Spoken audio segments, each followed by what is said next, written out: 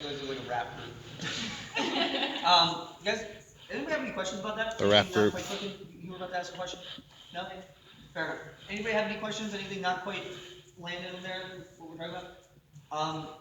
And again, if I could just make a quick point, just to emphasize again, the importance here is that everything happens like one big, smooth, dramatic thing. Actually, you guys probably want to. Yeah. One big, smooth, sudden thing, right? I want to go from, please, in the ward.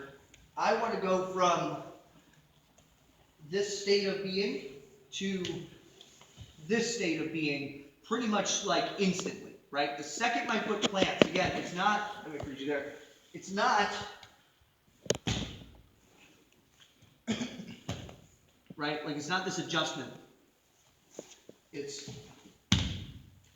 lands. Like you'll notice when you drill with your partner, if you really like focus on this move, you notice how when I was doing with Tom the first time, when I just got to the move, it just kind of like his weight tipped a little. That's what it should feel like every single time you drill. Like that's the objective, is their weight goes to that corner. And then the rest of the actual work of the sweep is the chopping of the legs and the arcing of the back. Does that make sense, guys? So I just want to make that note is that these facets are really important. These are really the things that make your scissor sweeps, like when you're facing an intermediate grappler, it's the suddenness of your sweep. Not just in the sense of like tactically, like certainly tactically doing something quickly will catch them off guard more than doing something slowly. But what's also important is this is a move based on momentum. It's a move based on generating power. If you think about it like in the same way, like, you know, anyone here who's ever practiced any stand-up martial arts, it's like your punch doesn't start with your hand, right? Your punch starts with your toes. It's like all the way at the base of your roots with the ground, and you transition all of that out to a punch or a knee or a kick or an elbow. So I'm starting with the base of my foot, and the foot throwing my hips launching, feet chopping, back arching is like what combined creates the force of the scissor sweep. And this is why, if you do it incrementally and slow, it looks like dog shit and it doesn't work. Because it's not how the thing was designed to work, right? If you don't do something the way it's designed to work, it won't work! Damn it! No. With that being said, people will defend things in ways. So I want to talk about two common ways that they'll stop the scissor sweep. But once again, as a result of us putting ourselves in optimal position, we have really good options to transition against these two main ways. And if you think about it, it makes total sense. If my scissor sweep is predicated on me essentially escaping out of the pocket where I'm sweeping them into, and dragging them forward, well, there's two basic ways that they can stifle this. One is they can anchor their weight backward and settle their base, or two is they can smash their weight forward and try to crush the sweep. I mean, it makes common sense, right? If I have Tom, actually, let me get you underneath. If I have Tom, one is, we'll go real slow.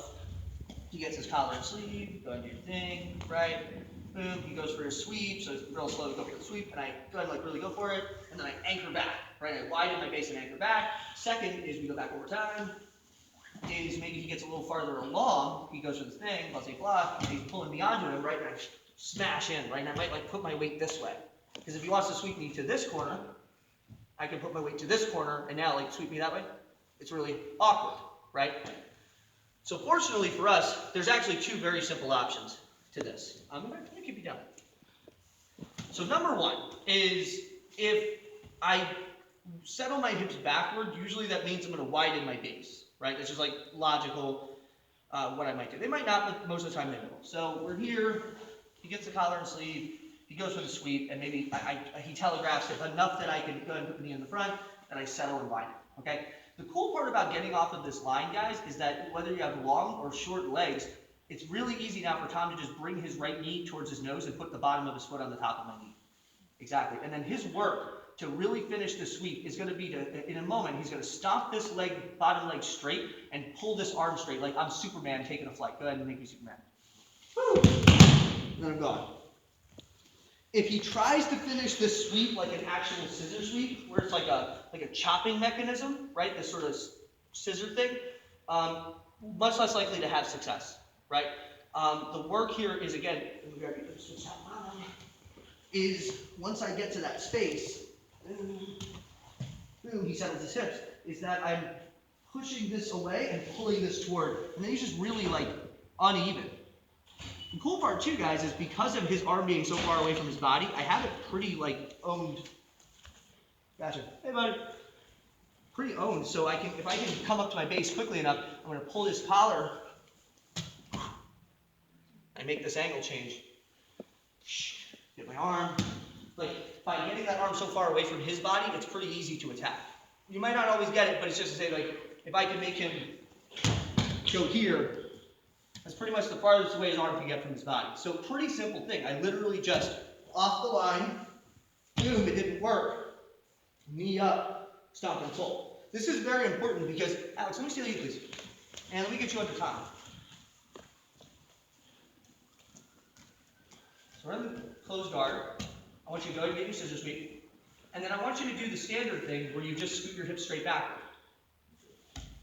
Right? So don't do what I showed you. Put your foot close to him and push your hips backward. Right? So now arch your back. So Alex, who has kind of longer legs, as you can see, if his hips are like, say you move your hips a little bit to the right, if his hips are right on the same line as Tom, pull that right knee to your nose and get it in there. It's kind of like a lot of movement, right? But here's the thing. Take your butt and scoot it now behind you a couple steps. Keep going. Okay. Go back enough that it's like actually in the scissor sweep position. Okay. Well, now move that in. Right? Let's say Tom, you kick your left hand up. Now put that foot on his knee. So the point being is that by him having his hips farther across the line, he has less distance he has to clear. Does that differentiation make sense? Yes. Right? So it's like, let me get you out here for a second. So the point being, if I'm, let's rotate so we're facing this line. So you're right here. If I am directly in front of Tom, right, and I don't have super long legs, but I have like longer, I would say, than average legs. For me to get my knee to my nose right now, guys, is like, if I could just, hold on, let me stretch my hammies. Okay, I'm good. Let's go back. I'm gonna die and I can't reach. Okay, but guys, watch this line. So like with my knee touching his knee, this is like a really big stretch. I get my hip off that line. Well, look, now it's right here. So you guys see what I'm saying? So just by getting my hips off the line, it makes this sweep much more accessible. So like Lila, Alex, Sean, this is a really important distinction for you guys. And so even if you screwed up the scissor sweep and you were here, right, and then he hunkers his weight back, scoot off the line, and there's your sweep. So kind of an interesting distinction too. If you fall back to bad habits, and it's like you go for your scissor sweep in a straight line.